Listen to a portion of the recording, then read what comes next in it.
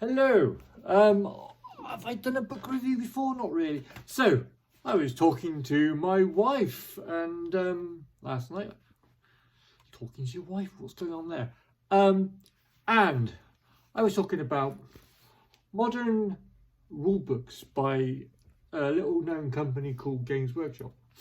Now, back in the late 80s, 1980s, yeah, I do hark back from before then. We had a game called Rogue Trader that came out, and it was wow. And I mentioned on a Facebook post somewhere, in reply to a Rogue Trader comment, that it's amazing that, was it 40 years on? 30 years on? A lot of years on, 30 years on. Maybe 40 years on. But anyway, a lot of years on. Rogue Trader book. I can still pick it up. I can still flick through the pages. And I can read bits. I can find new bits. And it's a really enjoyable book. But a modern rule book is a bit of a bore fest. And I was trying to think why. So, I mean, the scenarios are better laid out, but look at all these big pictures. Look at them. You wouldn't find a big picture like that in the old Rogue Trader, would you? No, not unless it was a pretty models. And yeah, it's all a bit corporate. But I don't think it's that. I mean, still look, I mean, there's pictures like this, which is quite cool. You know, it's nice and all that.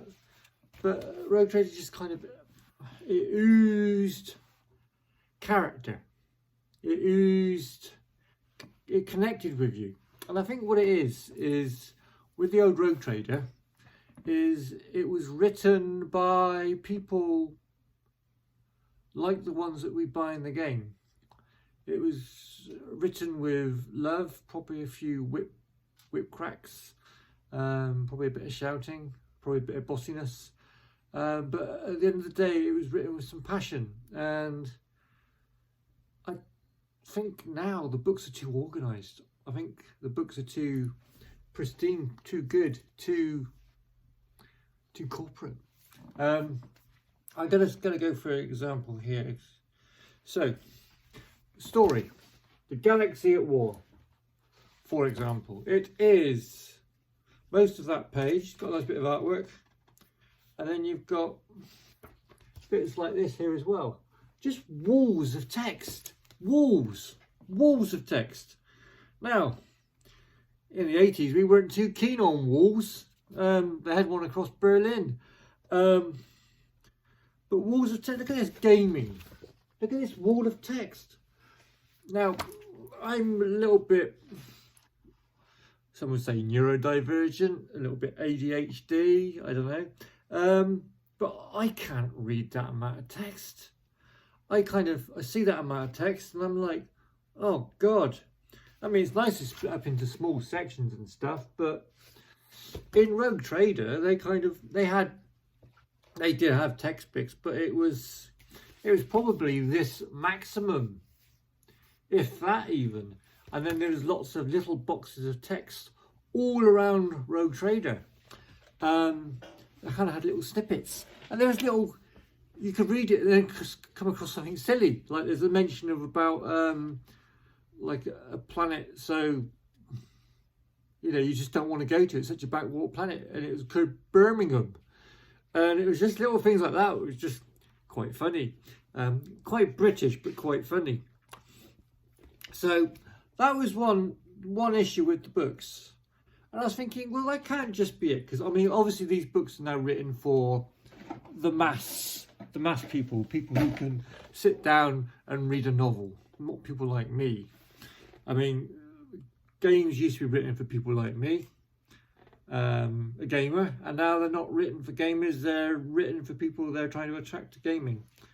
So, I mean, I'm going through the Kill Team Dossier. Sounds French, doesn't it?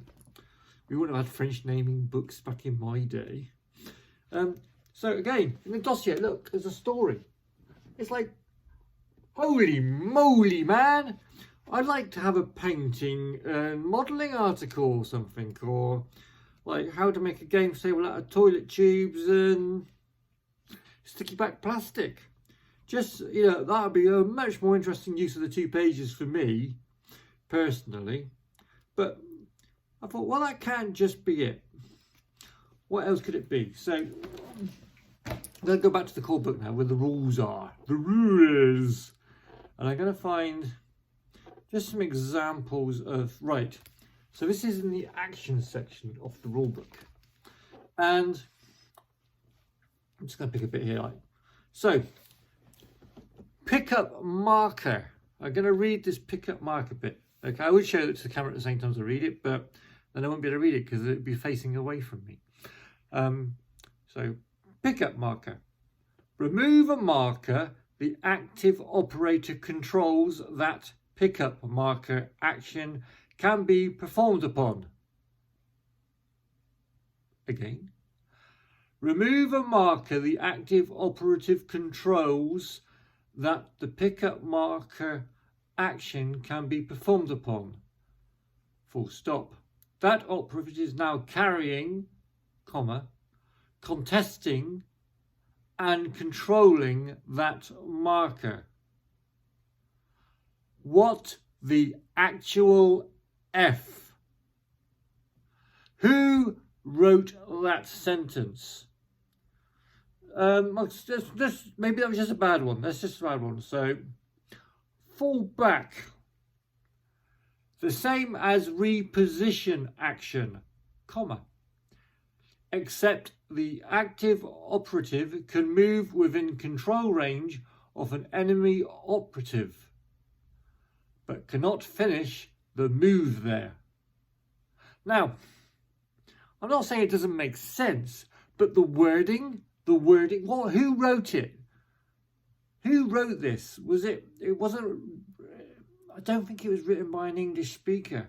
I don't even think it was written by an English speaking AI system. Who wrote this? This wasn't written for gamers. This wasn't written for somebody in the middle of a game trying to perform a fallback action. But we're going back into fallback. And I actually read other ones to my wife last night. So I'm just reading fresh ones now, just because I kind of got the impression after reading 2 or 3 different bits of the book that it's all like it. So I'm quite confident. Okay, on the fallback in the red, so they have like a green, which is like what you do, and then red, which is kind of like restrictions. Probably the best way to put it. So, a restriction is an operative cannot perform this action unless an enemy operative is within its control range. An operative cannot perform this action unless an enemy operative is within its control range. Okay, because it's a fallback, I guess. So yeah, it cannot perform this action during the same activation in which it performed the reposition or charge action. This action section goes out to Games Workshop or anybody writing rules. Could be written in English, taking up a lot less room, causing a lot less confusion. It's just, what the hell?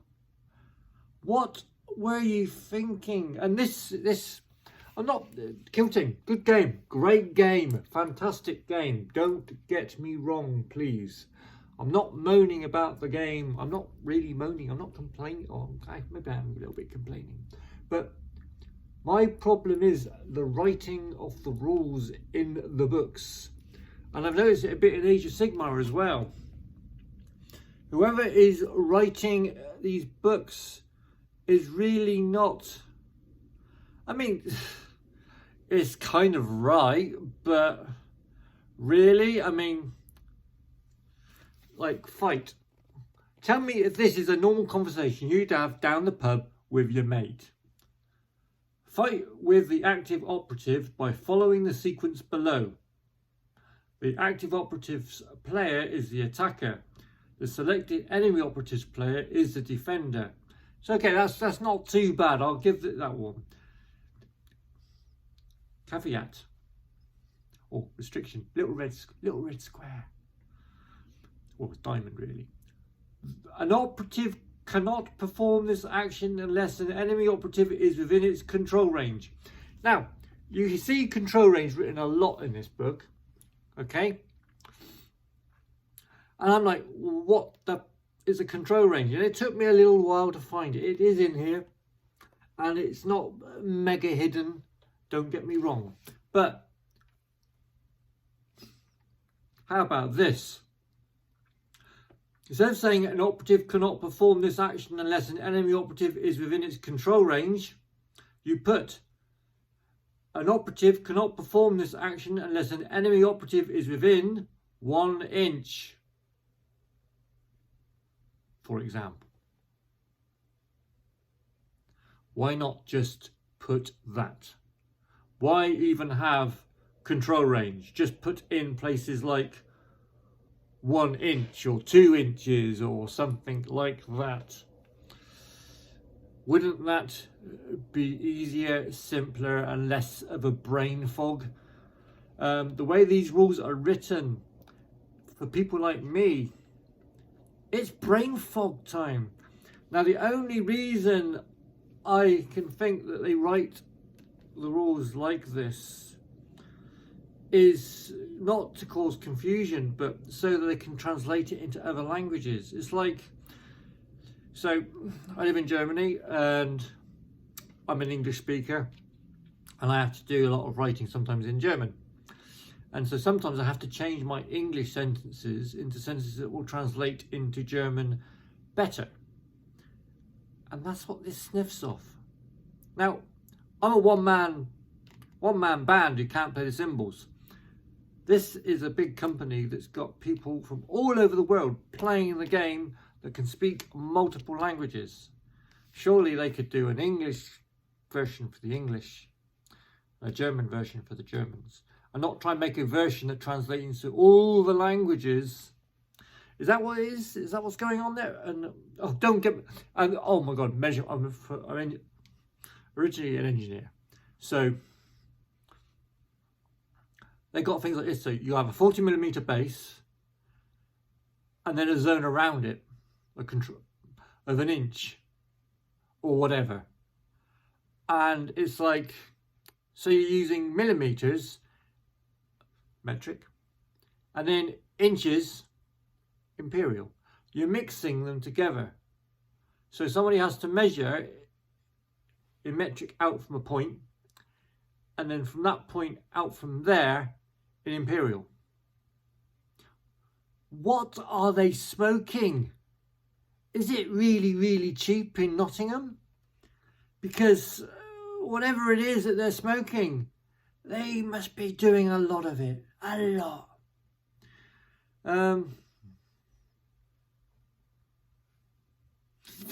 Performing actions. I'm going on to this bit here now. I just noticed this in the corner of my eye. An operative performs actions. Full stop. Okay. While an operative is doing so is known as the active operator.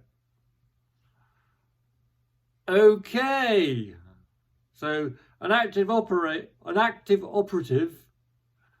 is a model performing actions. Wouldn't that be a little bit simpler and a lot less words? Whoever is writing this has got shares in ink. Oh man.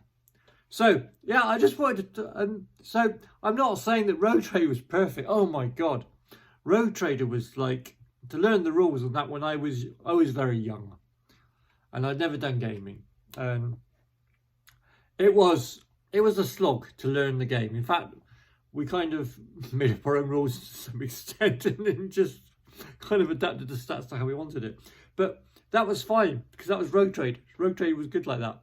But yeah, I don't know. It's just some of this is like, and some of it's over explained, some of it's under explained. And I think this is what causes the confusion. This isn't a Kilting thing. This is a Games Workshop thing. And I think what they are trying to do is they're trying to make it so focused. So it's competitive rules for, say, a tournament or something like that. That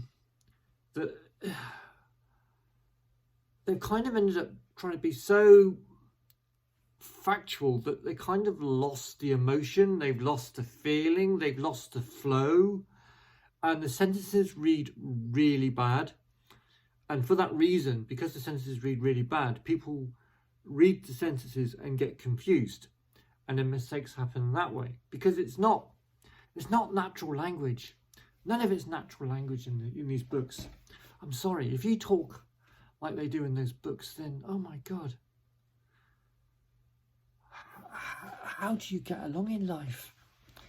Because I don't know, maybe it's just me. Maybe I'm the weird one. But that language is not normal. Yeah. So that's just my looking at current Games Workshop books and how they're doing things. I think they need to make the language a lot more normal. They need to use a lot less language to say a simple thing, and just to keep it basic so there's no confusion. They also, no, please don't put pages with walls of text. Put little boxes with, Rogue Trader is a perfect example of how to do a rule book to an extent. There are sections with stories in, yes, don't get me wrong, there are bits of stories in there, but they're not too deep. They're just the meat and the potato.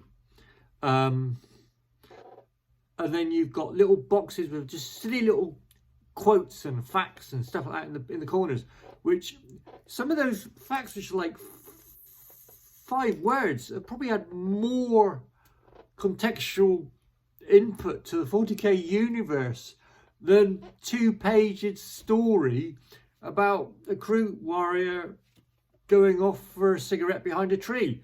It's just, I don't know. I think you need to get that soul back in Games Workshop. Get the soul back in the games. Get all these little silly tidbits of information in there, even if they're wrong. Because that's what makes the universe. The Warhammer 40,000 universe is a death cult. It's a massive, it's not even a universe, it's a galaxy. It's not even a universe, it's a galaxy. They haven't even conquered the universe. They're still stuck in their own galaxy, for God's sakes. It's a galactic war. It's not, it's the galaxy's big, don't get me wrong, but the universe, not quite. It's kind of like comparing Wales to the solar system. probably that's probably a really bad analogy, but I don't mean Wales as in the big fish that swim in the sea, people. I meant, when I said that, I meant Wales the country, but Wales swimming in the sea compared to our solar system would probably be a closer analogy, in fairness. But yeah, so yeah, just please, I don't know if we need to do this as a community, but we need to bring the soul back. We need to bring the soul back into the universe, or the galaxy. I should just say galaxy. Why do we call it Warhammer 40,000 universe? It's the Warhammer 40,000 galaxy. Yeah, just tickle myself with that one. That's a bit rude. Yes, right.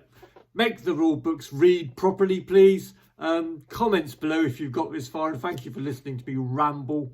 Yeah, please comment below. Tell me what you think. Maybe I'm wrong. Maybe Games Workshop has got the language perfectly correct and right in their latest books. Maybe it is meant to talk like a robot, like an AI system.